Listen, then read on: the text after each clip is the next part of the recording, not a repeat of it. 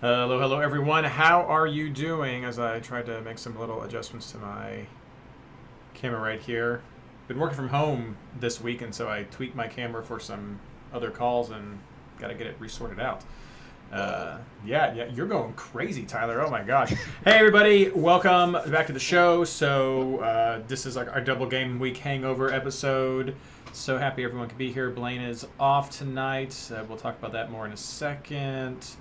But yeah, we've got the social out on Discord. Got the social out on Twitter, that thing, yep, and Tweetbox. And if you guys would not care to share that, that is amazing. For those of you who are joining us for the first time on the live stream or watching us on YouTube as a playback, welcome.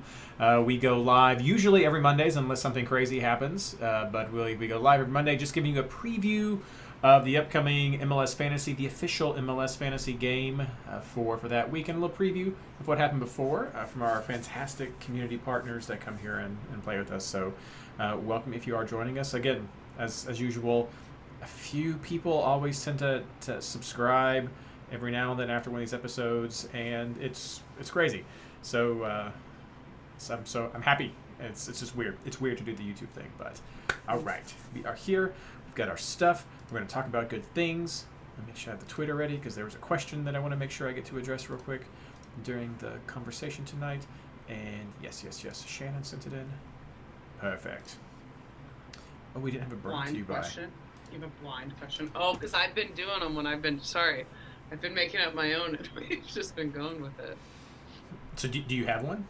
No, I'm realizing retrospectively that the last couple times I've done the rundown, I've just thrown one in for. And I have. I've just rolled with it. Oops. Do we have a suggestion from chat? Oh, Ash has got one. What it brought to you by? Mm-hmm. It's not funny. Is it not funny? It's not funny. It's not funny. Brought to you by the highest scoring double game week we've seen thus far. I think so. It's the second right? one. Oh, like overall, I don't know about that. Maybe. I think it's. I don't know. Oh no, there's not a good one. What's something funny that happened? There has to be. There's nothing funny that happened. It was a no one got a funny red card boring, or annoying week. By Aztec scores PKs. Hopefully Lucha's back. Lucha. Oh, bro, San Diego, because California needed another team. Oh, there we go.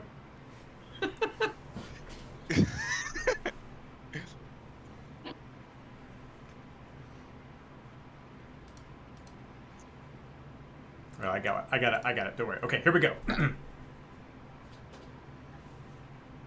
Hello and welcome to episode 17 of the MLS Fantasy Insider. Our preview. Nope, let's do it again. From the top. Yep. Clunk, clunk, blah, blah, blah, blah, blah. Watermelon. Haven't had that happen for a while.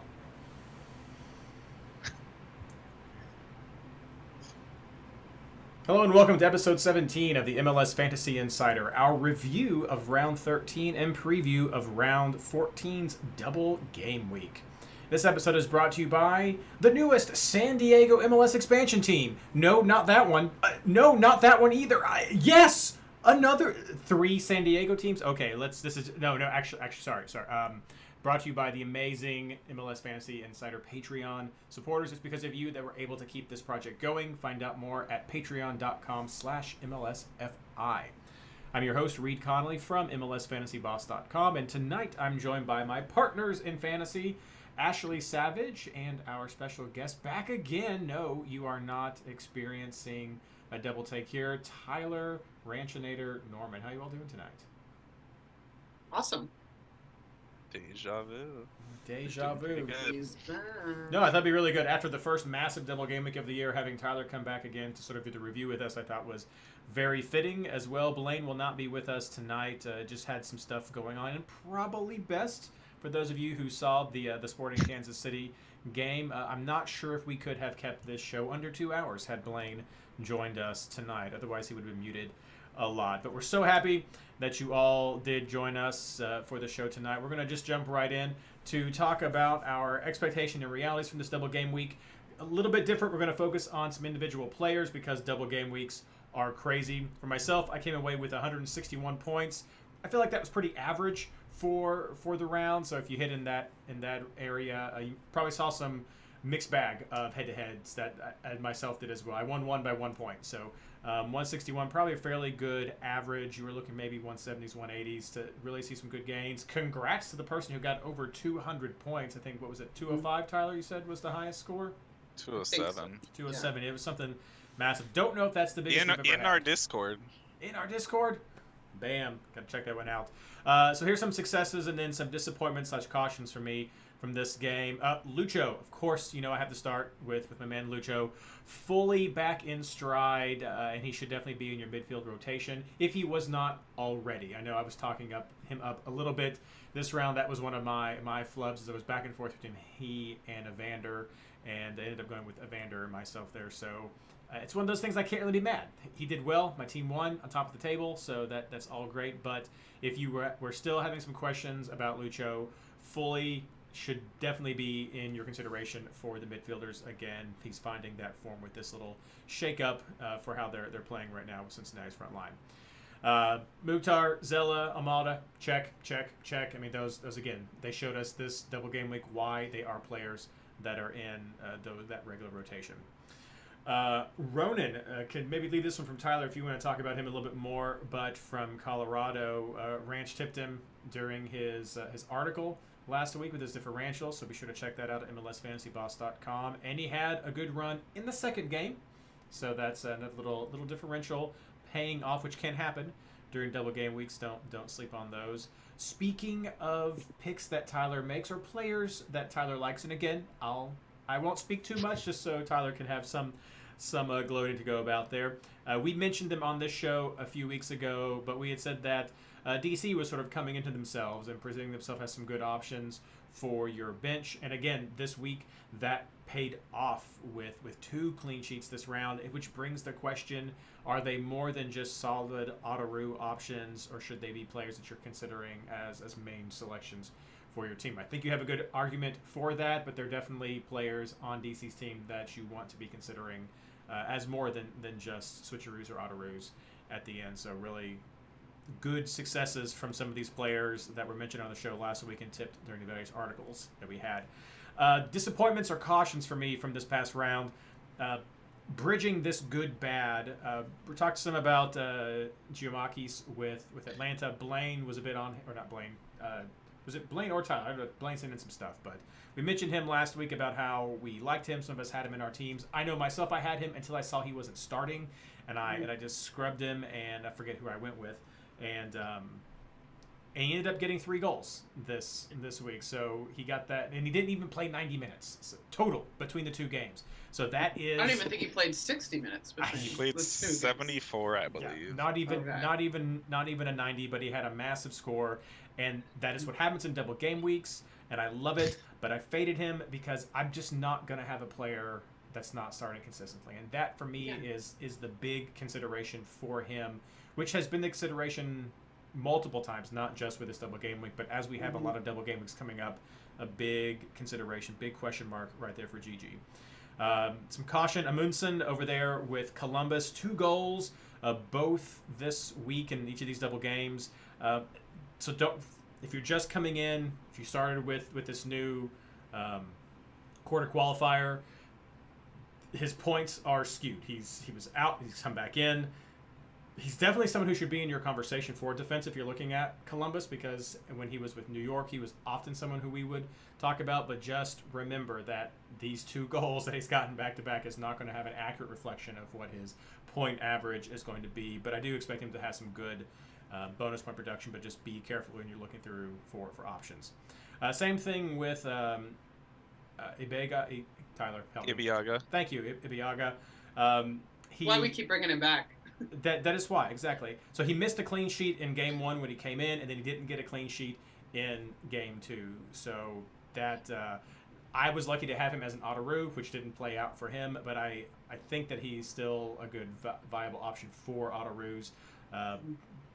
as some good bonus point production there. But disappointing this week. And also the King disappointed, as I mentioned earlier. Evander, he got an 11, which may have seemed okay, but that is not what we wanted for a double game week like this.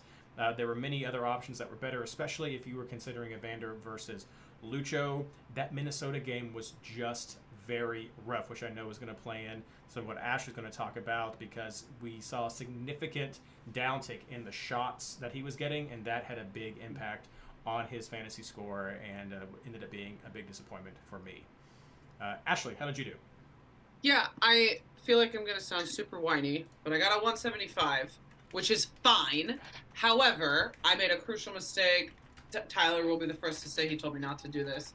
I think one of the things I've struggled with the most this season is 3 separate times I've scrubbed a later starting player for bench points, because the bench points were exactly what you should scrub them for. A 7, an 8, whatever, right? A clean sheet, something. And 3 consistent times, the player whom I scrubbed did better than the bench points I brought in. Sometimes it was only by a couple points. 2 different times it was a Gressel with 12. So I'm super paranoid about losing points from scrubbing someone who ends up doing better. So this week, going against my actual home team instinct, I decided to start Alex Roldan and not scrub him for my bench points, which at the time was a Cucho 6. Was it 6 at the time, Tyler? And then a Carranza 2. And decided, no, I'm going to actually trust Alex. When has he not produced 2 weeks in a row? Blah, blah, blah. I didn't feel super confident in it, but I thought, this has burned me too many times this season. I'm going to start him. We have an E next to this when we put this out, right, Reed? What? A little expletive, an expletive marker. I don't know if we have an expletive marker. Do we label that on the podcast? We can do that if you want. Sure. Because this motherfucker got 2 fucking points across 2 games as a double-digit wingback across the whole season. So I left a 13 and a 12 on my bench, which is so physically painful to me that I don't... 23 points is what I left on my bench. It's fine. I still got 175, which again isn't something to super complain about. I won all my head-to-heads except for 1, but that mistake just crushed me emotionally. And again, Tyler told me not to do it. I asked him individually. I did. Like I asked him. And she's like, I can't not fade him. I just feel like I've done it too many times. This is deja vu. I'm going to keep him, and I think it might be the biggest fantasy regret I've ever had, honest to God. I feel like you're not going to come to me for advice anymore, though. No, you were right. I feel like I should come to you for advice and just listen to you next time. Anyway, sorry, I'm monopolizing too much airtime. Some successes that, for me, or that I saw this double game week, generally I found it to be a very exciting double game week. There were some things I wasn't expecting. There were some things that I thought would happen and did. Almada really continues to put us through a roller coaster every time we put the armband on him, so another one of those weeks. But Brooks Lennon with 18 points in 1 game, even though he was on the bench for the second, which I was selfishly upset about. Just an absolute banger game for him. 18 points on a double game week for a defender is great no matter what. Philly, I know Ranch talked about this. I also talked about this and had a defender. Philly defense, 2 shutouts, maybe finally getting their stuff together because they've been so cheap, because they've been so inconsistent. That defense looked really great. Blake was one of the better keepers to have on that on your bench for the keeperoo. Gazdag, who I'm sure Reyes will disagree with, slow start. Looked like someone who we should have faded, but then pulled out a brace for 17. I'm happy with that. He looked good in that second game, which surprised me. And then, yeah, as Reed mentioned, that Minnesota defense, 2 shutouts. We touched on it. I saw a couple of these names come up. I think we briefly talked about Boxel as just kind of the only name. Blaine stole my Boxel. Yeah, but they really went hard this week, and we have talked about this throughout the year. They've been a pretty consistent defense. They have been a defense not to bet against. I think the term Blaine used recently was an all-around consistent defense, and I don't know that I agree with that. However, they have definitely not been a defense to say they're going to let one in. They've been doing quite well. They've been kind of inconsistent with who starts that back line, but generally, I think it's a defense we need to start paying attention to, especially after this last game week. Some disappointments. Go ahead. Do you have some time? I was gonna say they haven't rotated their back line center back wise. It's Yes, been exactly. the wide outs. Which I think is part of the consistency of it, right? Some disappointments. Nashville and LAFC defense, two teams that were statistically really projected and backed to have shutouts, didn't have a single shutout this round. I didn't have any of them, so I was happy to see it. But I think a lot of people dropped some shutout points with them. And then I'll just keep bashing on my own beloved club team. Nico Ladero, 6 points, was it, Tyler? Or 8? Yeah, I had to correct your 8 Thank to you. 6. 6 points across 2 games for a 10 that played a game at home against one of the worst or the best teams to play against as a 10 in Austin, and then traveling to a rival. Just absolutely abysmal from Nico Ladero this week. To start both games, he's on most corners, he's on set pieces, he takes PKs, just gross. And then Alex Roldan, touch on again, and Seattle defense, no shutouts, minimal bonus points. I think I said this in Discord, and I hope no one screenshotted it. I said that I felt like Yamar and Reagan were the least likely to get rotated, especially Reagan because he's young and he hadn't any injuries this season. And Reagan got rotated for the Vancouver game, which was disappointing. Nuhu returned, which is good, but accomplished nothing and got subbed early. So that Seattle defense is looking rough. Stefan Fry looks rough. The defenders look rough. They could play, a USL 2 team right now at home, and I don't know if I'd pick them up. So definitely a disappointing fantasy week and personal week with them for me. So, Tyler, tell me something nicer. Talk about something happier. All right.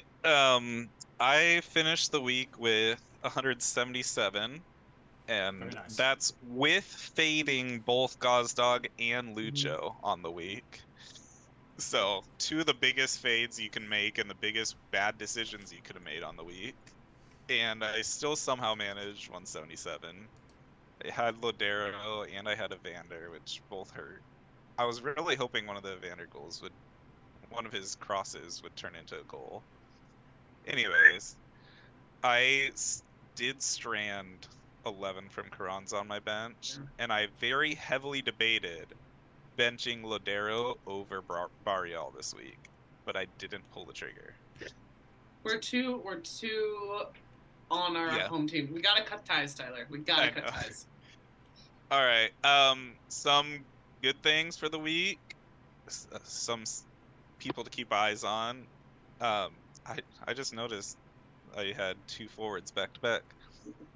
Erkan Kara for Orlando is on an absolute tear right now.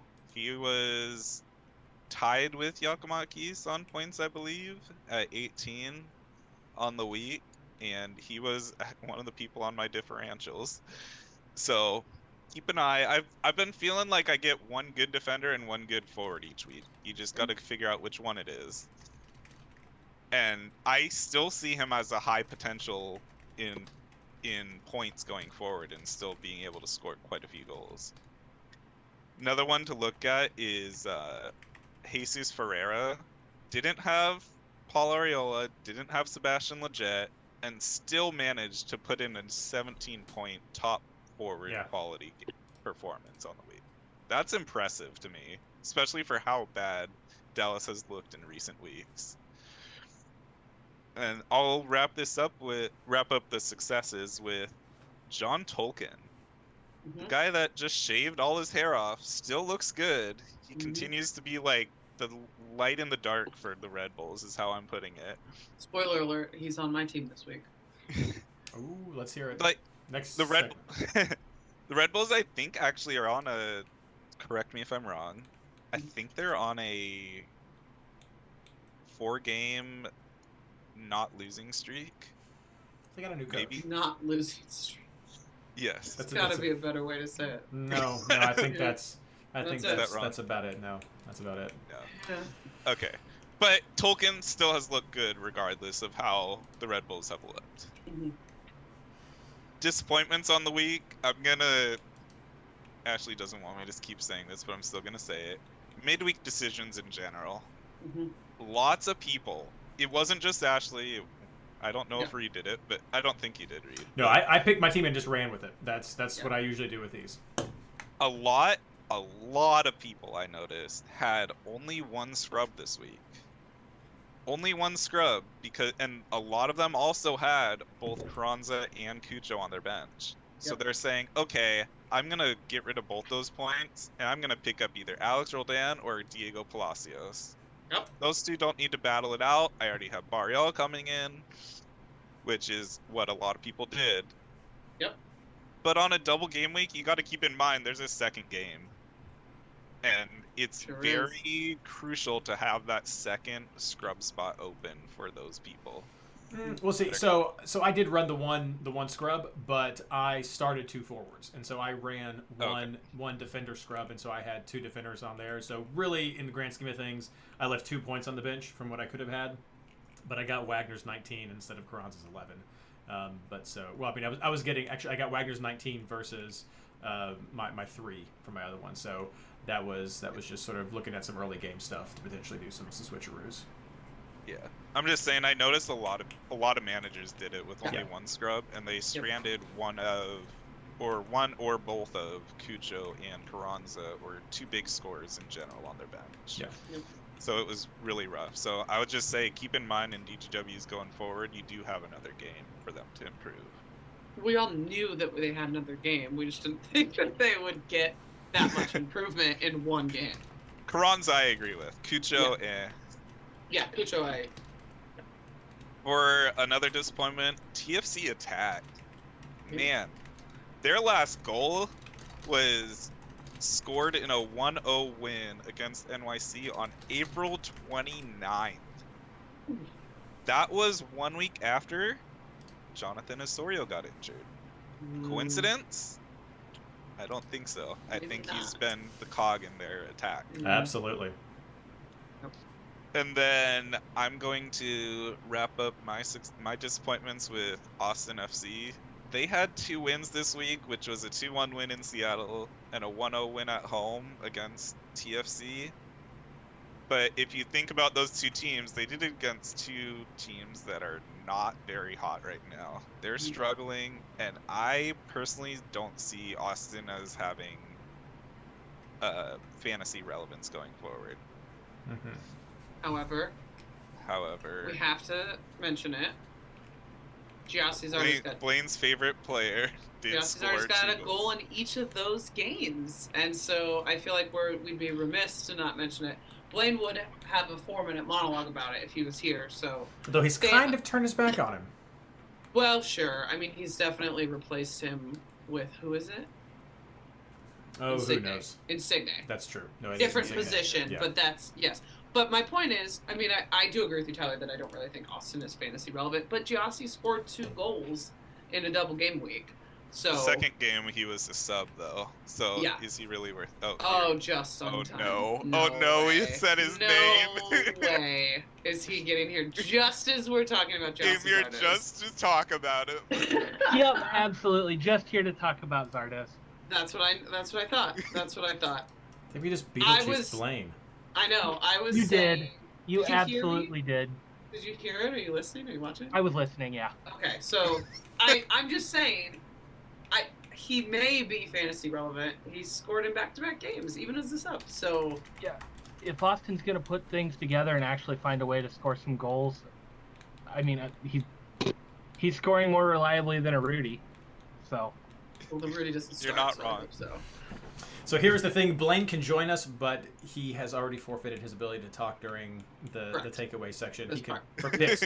So because I'm going to wrap up Tardy. with two quick comments, and one of them is that No, actually, just one quick comment because Blaine is here. I was going to make a little fun joke about you're not here because of the loss, but you are here, so that doesn't apply anymore. The one thing I am going to say as we wrap up this section is there was a question that was on Twitter from Shannon, and I wanted to address that for others who may have had this question. When you look at the 207 manager of the round from this game, there was a question of why did that manager have 2 scrubbed defenders, because you have to have 3 defender slots with there, which that manager ended up having both of their defenders, Lennon and Barreal, sub in. So the reason that happened is exactly what was responded. Matt Wojo, another one of our Discord members, responded to that question there. But if anyone didn't see that exchange on Twitter, if you see teams like this, the reason you would have 2 scrub defenders is because that individual or you yourself might be trying to take advantage of a switcheroo. And as we covered before, the autoroo is when you let the game itself put in the best player on your bench into your field for that. Switcheroo is where you're previewing the points on the bench before you're making that change. So what this player was obviously doing is they wanted to see the results from Lennon and Barreal before deciding if they wanted to make a manual trade of one of their defenders to force in having another option for that. So expanding their options. Blaine left and he messed up my whole little system here. Look at me. There it goes. So if anybody else had that question, they saw that team and wondered why they had to. That's what it was, is because they likely had enough money in their bank where they could have made an upgrade to one of their scrub defenders if they did not like the points or the results from both Barreal and Lennon from that game. Potentially they were saving it for a single game week player, which was probably not going to work out very well. But that is what that is. So I just wanted to explain that real quick before we go on to our next section, where we're going to do a very quick preview for the housekeeping for upcoming in round 14. You said very quick. We're in trouble. I believe in you. I can talk fast. Go for it. Skip over the worthless injuries, like Eric Holt. Yeah, I skip those whenever you get. Or Matthias Pellegrini. I still include them because they're injuries, but whatever. I appreciate it. Okay, we can do it. Plug. Social. All right, welcome back for our little quick recap for housekeeping for this upcoming round 14. A quick review of our league since we skipped it last week. Champions League, 3 players tied at 10-0-3 with Sloppy Steaks leading by points.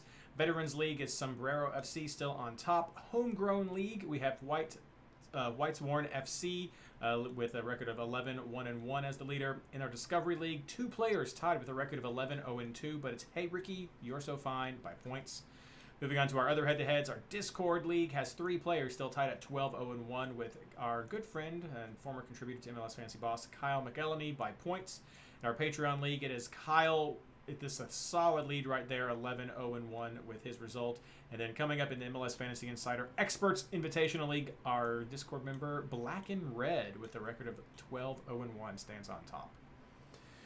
For the actual housekeeping for round 14, the game starts on Saturday, May 27th at 7:30 p.m. Eastern Standard Time. Good job, Ashley, this time. This is a single game week, so a quick little breather from the double game week, but don't get comfortable because we are coming up into a very congested time of double game weeks back to back to back. More on that whenever we get to those in the coming weeks. But this round starts Saturday, May 27th at 7:30 p.m. The usual lineup of 7:30, 8:30, 9:30, 10:30 games, so you know the drill. Check it out. We have 1 team on a bye, and that is LAFC. No teams on a double. And unfortunately, LAFC does not have great switcheroo options as far as scrubs go. If you're like Ashley and are flush with cash, you don't care if you have to settle for a 4.4 instead of a 4.0. Yeah, Tyler's right there with her. I was going to say, Tyler's rich too. Don't single me out like but that. for others, there's not really a great team. So you can just kind of look around, see who's playing late. Potentially, you can see who's playing early, maybe with Miami or someone if you want to just go ahead and get your scrubs out and you know they're not going to play. But look around if you're still are. There's some weird options. Portland, San Jose have some options if you're looking for some 4.0s. There are a few other games, other events to be considering as we're going through this round. Open Cup comes up with this next round. New York Red Bulls versus my FCC. That'll be a big game right there. Miami versus Nashville. Houston versus Minnesota. LAFC versus LA Galaxy. And then that's on Tuesday. And then on Wednesday, we have Columbus. We have Austin playing Chicago, and then we have Colorado versus RSL. So several teams still playing there. And then also don't forget our friends up north in the Canada Cup. We have Vancouver and Montreal who are playing this round. And for a few of the players, we do have U20 games that are going on, and there are some impacts from that. However, I will let Tyler give that update in his segment when he's going to talk about the mega reference. Tyler. Yeah, we have some injuries and suspensions coming up. Since you mentioned it, I'll first start with the U20s. I just have the U.S. Men's National U20s. I don't have the other teams in the World Cup, but the big names that come up are people like Obed Vargas, Caleb Wiley, McGlynn, Owen Wolf, and Cade Cowell. They will not be available for the next 2 weeks, I believe. Maybe even 3. But some good news to start it off. Ian Frey, a name a lot of you might not know, for Miami, he has been out for almost 2 years now, a year and a half, 2 years, from 2 different ACL tears in the same knee. And he just returned in midweek for his first times coming back, so I wanted to give a shout out to him. He's been known as like one of the scrub players in years past, but he's doing good now. Suspension wise, we have 2 red cards from the same game. We had Federico Navarro get 2 yellow cards in 24 minutes of the game, and then we had Luis Araujo get 2 yellow cards in 2 minutes, and both of them therefore got a red card and are suspended for this week. In addition, Franco Ibarra for Atlanta is on yellow accumulation. Fabian Herbers for Chicago is on yellow accumulation. Brian Acosta, Sam Nicholson are also on yellow accumulation, and then impacting Portland, Dario Zuparic, their center back, is on accumulation suspensions. Injury-wise, we have an update on Tim Melia. He is going to be out for 3 to 4 months. Ooh. Yeah, so that's going to be McIntosh and Pulskamp in net, and McIntosh didn't look so hot, so maybe it'll be Pulskamp going forward. Yeah, but Pulskamp was healthy, and they still went with McIntosh. I know. So, I don't know. A couple of New England guys, both Carlos Heel and Brennan Bai, had some short-term injuries. They might be out for 1 game. They might not even miss this weekend game. But from what I'm told, Heel had a thigh injury and Brandon Bai had a arm injury. So I think Brandon Bai is more likely to return this weekend, and Heel might be out for 1 week. Robin Lode for Minnesota just had knee surgery, and he's out for 4 to 6 months. Oh, shit. I missed that. Yeah. One that surprised a lot of people, Diego Rubio has an undisclosed injury and was out for 2 games. He was out the whole DGW. No idea what it was. Matt Polster got subbed with a back injury. Aaron Long got a leg injury in the midweek game and then missed the weekend. And an update, I'm not sure if it was said last week, Romel Kyoto is out with a thigh injury that looks to be like middle to long-term length. All right. Well, thank you so much, Tyler, for getting us that update. Of course, if you want to learn more or keep up to date with everything that's happening with the players and who's available, then you can head over to the MLS Fantasy Boss Discord and check out the Mega Reference in the Fantasy Tools section. It is a community project where we just try to keep up with all of this stuff that Tyler just ran through as that information is coming, because MLS doesn't always keep up for us. But the easiest way to find it is to head over to mlsfantasyboss.com/discord and check out that community. It's fun, it's free, and there's all sorts of great people there who you can get to know and chat fantasy with, like a these people here and many people in our chat with us. But that is not what you came here for. You very likely came here to hear about the player recommendations for this upcoming round, and that is what we're going to talk about next.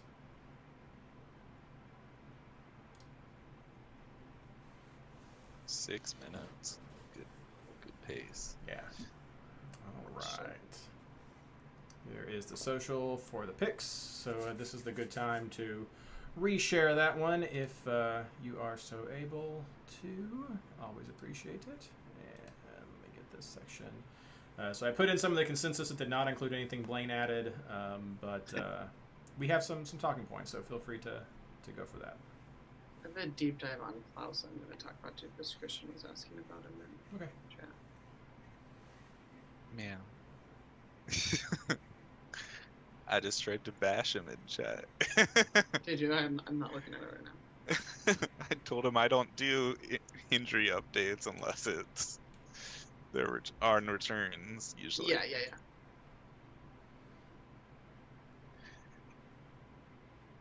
All right, welcome back for our third segment where we're talking about our player targets for upcoming round 14, starting off as always with keepers and defenders.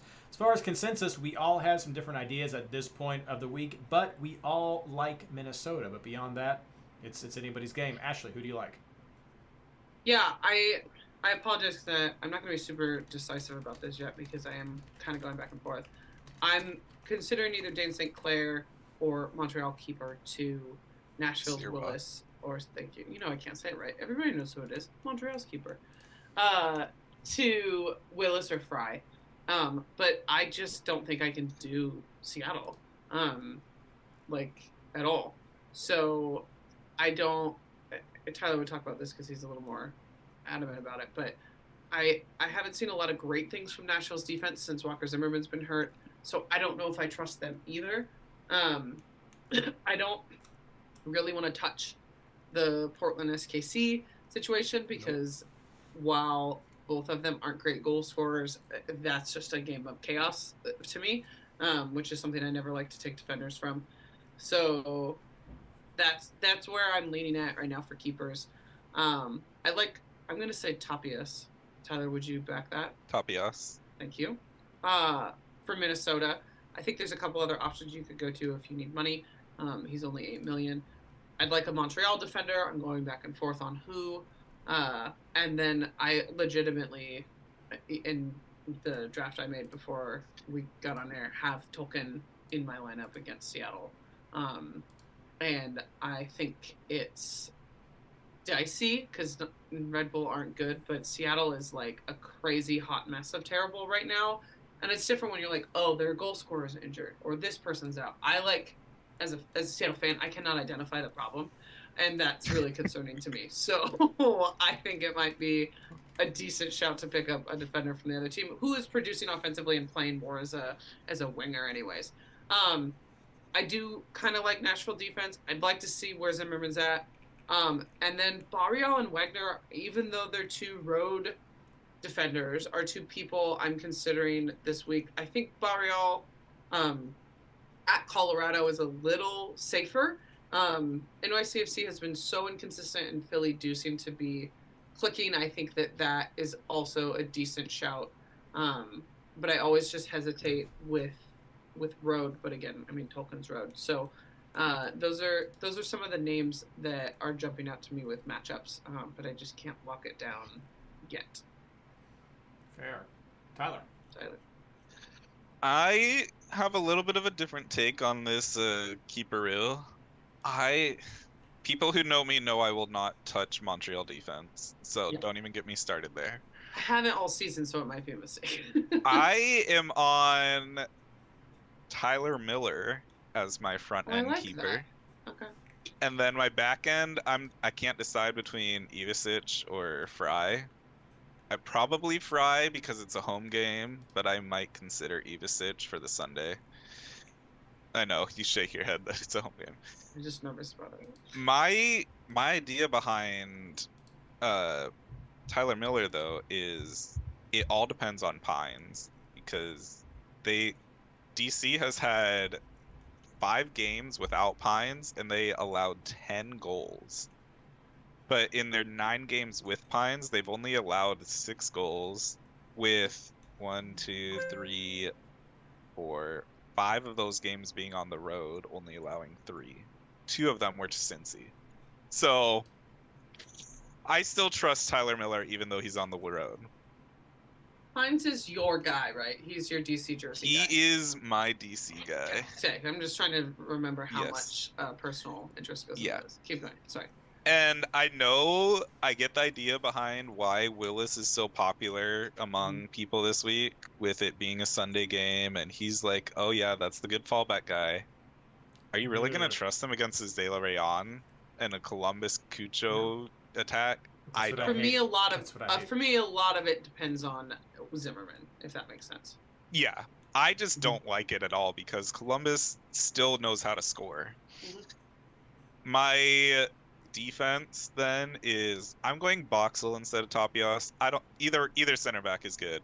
Yep. I currently have Wagner, but I think I'm going to throw him on the bench after looking at the way NYC plays at home. And then I have Pines, and I think I'm going to... I did initially have Barriel versus Lennon, but I'm thinking I might fade, or I might use both, and then scrub 2 forwards. I might. I'm not sure yet, but right now I'm between Barriel or Lennon. The reason I do not have New England is because Chicago's only been shut out 3 times all season, as surprising as that sounds. I know. Because it's Chicago. Mm-hmm. Yep, that's me. Blaine, not Blaine. Reed. Reed, yeah. Blaine did add some information here. He was interested in Petrovic, which I think we already talked about there. He also had some thoughts about potentially Herrera from Montreal. I think they're a bench team at best. Tyler, you made some good comments about him. I can see why you want. You're betting against Miami. We've mentioned that previously on the show. I just talked about it in chat.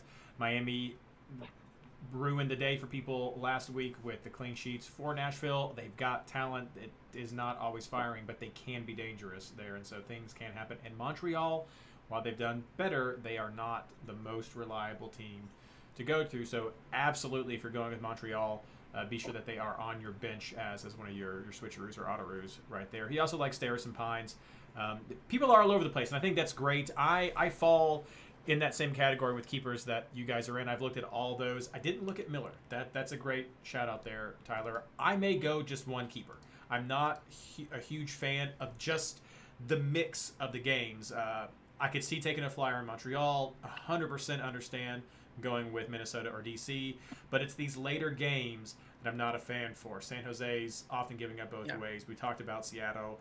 LA and Charlotte have not been consistent right there. That 9:30 game with Cincinnati, Colorado, just the worst awkward time for trying to get your keeper. So 9:30 games are just awful for that.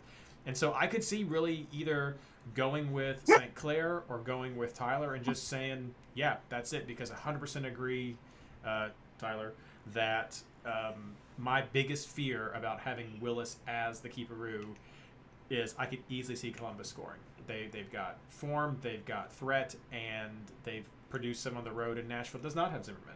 And that's the last game, and we all know how I feel about the last game. So I could easily see running with just one keeper, and that does give you a lot of money to push into the rest of your field, especially if you're looking for some high-value forwards like Barrial, like Lennon that we've talked about before in the past, like Gressel or other players like those $10, $11 million defenders that I'm sure we'll get into in just a second. So, or right now, I don't know. I'm thinking of midfielders. In my head, we're getting to midfielders in a second.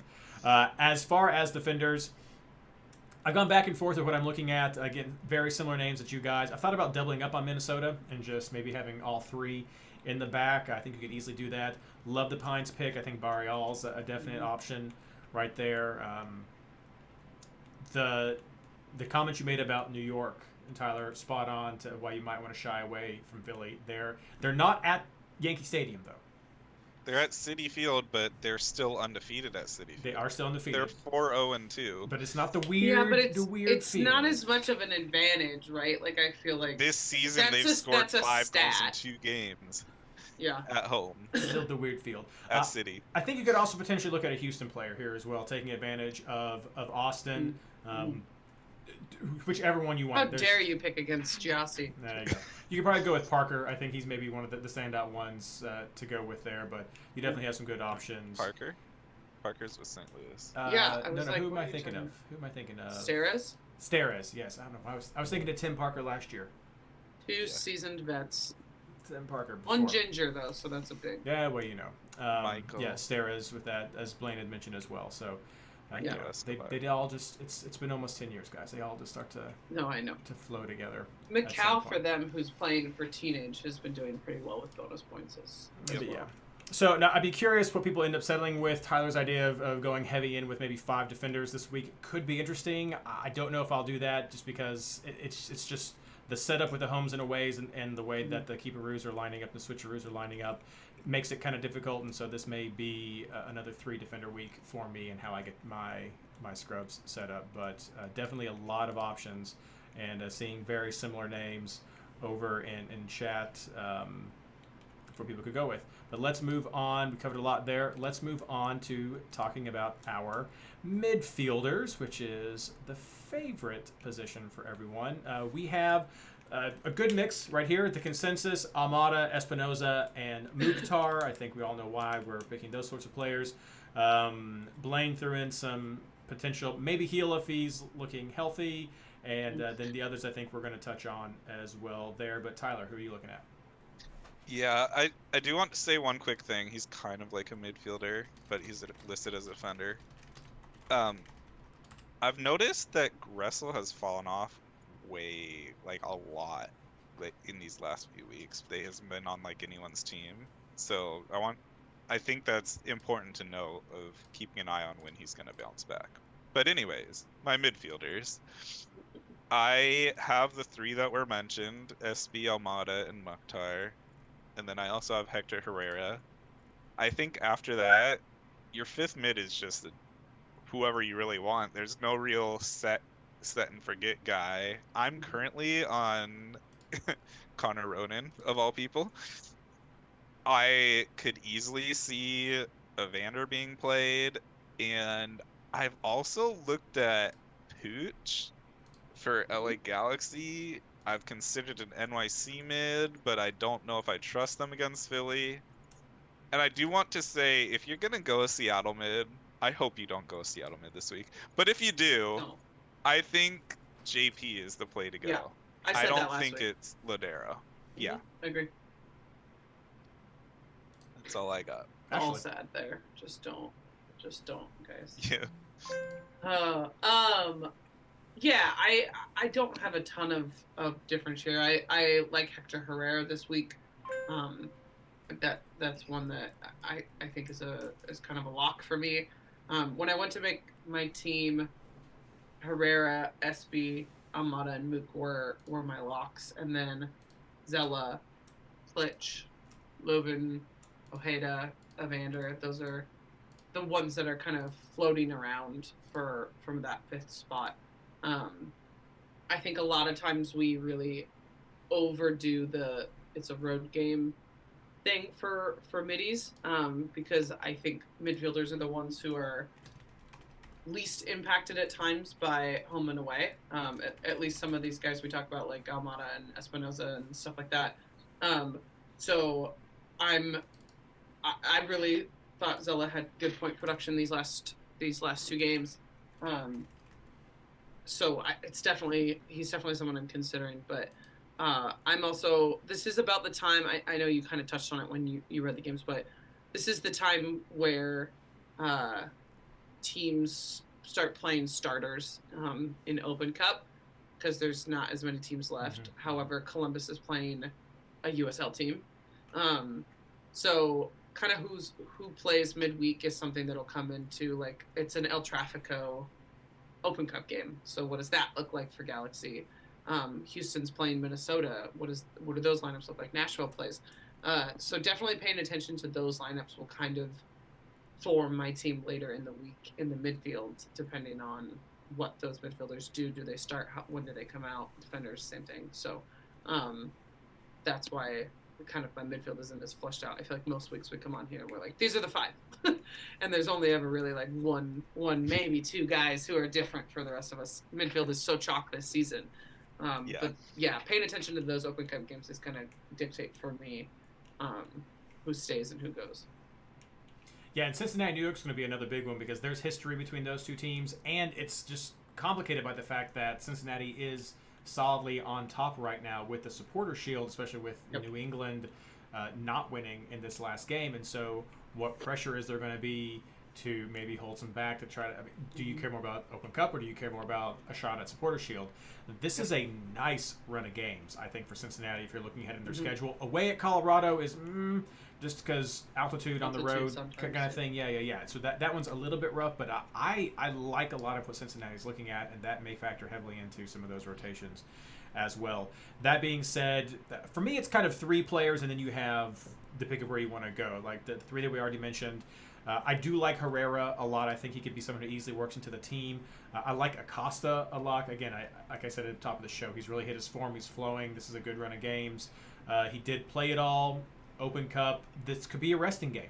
You never know. So that's going to be one where you're going to pay attention to that 9:30 game and see what happens. You do have some options if you want to make those adjustments, though. So you can definitely do that. Could be another Evander game to see what happens there. Sporting Kansas City is not doing well. Contrary to what Blaine might say about the poor officiating, that he seems to be one of the only ones saying. Sorry, Blaine. Let's not. Yeah. Don't join us again randomly. But that had to be said. Gozdog's another one you could put on there. Again, the weird New York. You cringe. He's worth talking about. He's worth talking about. He's my Barrios. That's all I'm gonna say. He can be your Barrios. He's not in the top 5 for me. That your Barrios is a DP. He is. Thank you. He's not in the top 5 for me. He is not a player that I don't even think he'd be even top 6 or 7 for me with this round. Sure. But I can see why someone might be looking toward Philly and seeing some of that production. But again, not there. An interesting one I saw in chat that I think is worth mentioning: Vite over with Vancouver, 2 goals in his last 2 games. You can. I think it's a nice one if you're considering some differential options. Maybe this is one for. Tyler, for your article there, but Vancouver on the road to St. Louis. It's going to be rough. That's a lot of travel, and they do have that Canadian game in the midweek game. So, but it's an interesting pick. I think 6.4 could be a differential. I think it's one worth mentioning. There's again not in my top 5 or my top 6, but I saw that in chat. It was 20. Like not in your top 20. I think it's worth the mention for the community, and they can make the choices right there. But no, a lot of options. I think you guys call it this. There has been a lot of chalk, but even like we say, there's always a lot of chalk. But players are coming out. Ronan last week that you were talking, Tyler. There are players who are making the difference and coming up with big points, and you can always find them depending on looking at these matchups. Let's move on to forwards, and we only have one opinion that is shared, and that is Benteke. Otherwise, we're all over the place. Tyler, who are you looking at? Yeah, I'm gonna keep going with my gut, and my gut says to go with Kara again. Not again. This is the first time all season that I would go with Kara. But you talked about it earlier. I talked about how hot Kara is right now, and I think against an Atlanta team that has Westberg in net, that you should be able to score. Fair. And then I currently have Cucho as my late game option just to have a scrub if I need it. And I'm going to throw this out there. I don't know if I'm going to include him in my article or not, but Jeremy Abobasi, I think this is the week to pick him up if you're going to pick him any week. I have this feeling like he's going to get 2 this week, but I can't stomach picking him up. He or Kara? I would go Kara over Jabo. Okay. Ashley? Yeah, Benteke was my only lock. When I went to look at strikers, this was a tough striker week for me. That was the only player I picked, and then everything else was really tough. I'm considering starting Johnny Russell with the plan to make him be my scrub because I don't actually believe in him. I think there's going to be goals in that game, but Sporting are just terrible. but Portland aren't great. So I'm also considering Cucho. I do like that shout. I'm also considering Gigi even on the road. He's just 3 goals in, what did you say, 74 minutes, Tyler? It's just something I think is worth paying attention to, even with the absences that Atlanta's going to have. He doesn't seem to need anybody. And then it's worth noting, although I hesitate to even say it because I think I've made it quite clear how I feel, Raul Ruiz is rumored to be back this weekend. He's hungry. They're terrible. So it's a home game. I mean, as a bench, optimistic farewell pick to my own club team, maybe. But it's definitely, yeah, I'm so over them right now in fantasy. I can't. But I think it's worth paying attention to lineups because he does change the structure of that team. He's just not producing as much this season. And then I will say, I saw in chat Christian talk about Klaus earlier in the episode, and I did a real deep dive to find a pull quote saying that this past week, so before the weekend's games, he was training side field, and they thought there was a chance he would be able to play on the weekend, but he didn't even feature in the 18, which I don't find to be particularly promising. I think if he's fit against Vancouver at home, Klaus is a good shout. I don't particularly trust Gioacchini. He's very goal dependent, but I do like St. Louis, so I think just paying attention to St. Louis Twitter and who's practicing and who's not. The article I read just said that the extent of Klaus's injury remains murky, which I thought was a very good term for it. Because originally it was like, oh, he's going to be out 10 days, and now he's been out like 3 or 4 weeks. So if that's a name that you're interested in, he might be healthy. So I like a lot of what you guys have said. Again, I have been taking great comments there about Kara. That's some really good food for thought, especially since Orlando-Atlanta, big rivalry match. Those two teams came into the league together. Lots of heat there. And I see people mentioning Gigi as well in the comments, and I can see it going both ways. Orlando has not been keeping clean sheets. They have been giving up lots of goals in their past several games. If Gigi starts, I think that could definitely be a very interesting option to go with, maybe a differential from what we're talking about. If he starts, and that's been my hang up. He doesn't need to start. I guess he could be on the bench, and I'll still bench him. Let's be honest. You could definitely do that, but I would want to see him actually start because what was it? Did you say last week, Tyler? Like he's always scored whenever he's started. Well, he didn't start either of these games, or maybe he did. Yep. I wasn't even paying attention, so I didn't watch I did say that one of the weeks. Yeah. So he was the highest pointed striker of the double game week, and he didn't start a single game. I think he is averaging like 1.3 goals per 90 right now. In the same vein, Jesus Ferreira going against San Jose, they often give up, so I get that as well. Is he in the top 2, the top 3? I don't know. You've put some very interesting names out there, Tyler. I think are worth. He'd be in my top 20. In your top 20? Well, he'd make my top 20. That's fair, for sure. Is he in your top 5? Is he in your top 5? No. There you go. Okay, so you have those options there. Myself, I am liking the idea of having the forwards on the bench and then just having one scrub in the middle and just letting the highest one go from there. In the middle? Having... Like starting. Yeah. Okay, I was like, in the midfield, Reed? No, right there. Sorry. Whew, I got scared. No, it's okay. And then just seeing what happens. I don't know. Last week I really felt hard that it was going to be a 3-forward week. This one I don't think it's going to be a 3-forward week. And so, watch, we'll get 3 forwards scoring hat tricks. So that's what's going to happen. Just the way it all works. But we'll have 5. That's that's what'll happen. But that's what I'm looking at right now is just having a 1 forward scrub and then having 2 forwards on my bench and just going with that. And again, throwing a lot of that money onto the midfield. Maybe even saving enough money that if I need to, I do have options with the 8:30 game with Nashville or Columbus if I want to make some moves right there. I think you should, if you have extra money, you should get to use it to pay for extra players. Like I want 6 midfields.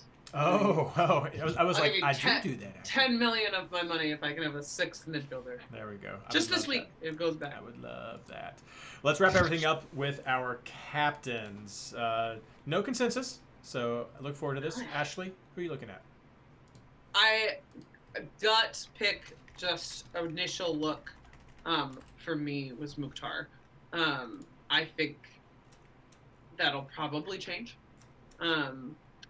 because he's kind of burned me a few times this season as he's come in and out of form. But it's a home game. Columbus is not a bad team by any means, but it's a team I think that Nashville could do okay against. So at the moment, that's where I have it, but I'm not. That's not a hill I'm trying to die on. Tyler. I currently have my captain on Mr. Matchup Proof that lost all credit these last couple weeks, which is Christian Espinoza. Last week doesn't count with the single game week. Yeah. But I'm also considering Hector Herrera, actually. Okay. I like that. It's a Texas Derby game. Yeah. Blaine likes Espinoza and Mukhtar, so he's the blend of you two. I like Espinoza as well, but I'm thinking I'm more on Espinoza and Almada as the two I'm kind of juggling right now, just because of that crazy Orlando previous form with defense and the rivalry that is there. And we know what Almada can do, but I also know what Espinoza can do. So I'm juggling. It's on SB right now, but there's a lot of days. Can we talk very briefly about the emotional roller coaster that is captaining Diego Almada and how his points come in late and how he can miss a PK and you're just like, that was the worst. Why did I do this? Now I get 2 points on the week. And then, by the end of the game, he's somehow accumulated 9 points or whatever. He is, if you were paying attention as games go along, he is an emotional roller coaster of a captain. Hector Herrera is kind of too, because they both, their points come in late. And so, obviously that makes sense as they continue to rack up those stats, but it's just like, it's so hard to, to pay attention to it. We have a phrase for that, Ashley. What is it? Because MLS. Yeah, that's right. That's right. Because MLS. That's what we have.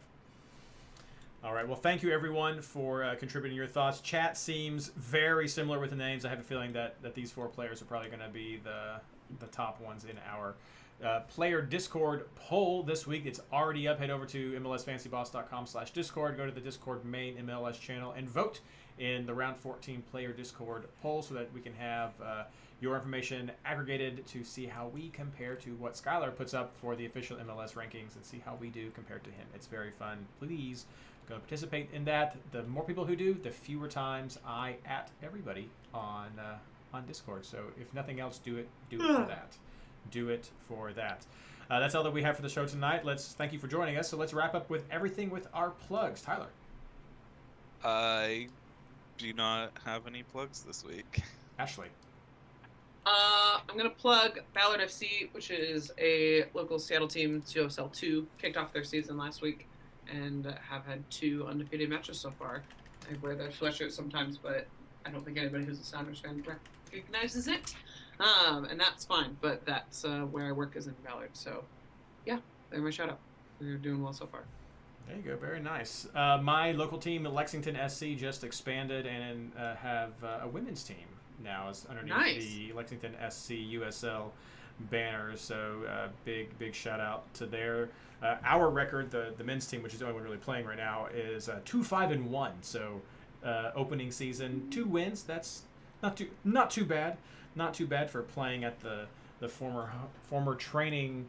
Preseason training home of the Cincinnati Bengals up in Georgetown College many years ago, but Kentucky. There's one in Kentucky, too, not the DC. But yeah, anyway, so cool things there for Lexington SC. But as usual, MLSFantasyBoss.com is where you can check out all the articles and the polls and the recap of this podcast. Check that out there this week. And the MLS Fantasy Boss Discord. That's the easiest way to find it. MLSFantasyBoss.com/Discord. The fantastic community that is such a privilege and a pleasure. There we go. Got those words combined. To be a part of. You guys are great. And I just love seeing the community grow and just seeing the great just sense of camaraderie that grows up on that forum. So thank you so much. If you've not checked it out, I highly suggest you go over and do that, and just start chatting with whoever's there. Throw out your ideas, rate my team, anything, and it's going to be a great way for you to get into fantasy, improve your fantasy, and don't keep it to yourself for too long. Like, you use it for a week or two, get a little heads up on your friends. That's fine. We get it. But eventually, share the love and let everybody come over and just have some fun with the community. So it's just what we're about, and I appreciate it so much. But that's all that we have for the show tonight. And as always, good luck.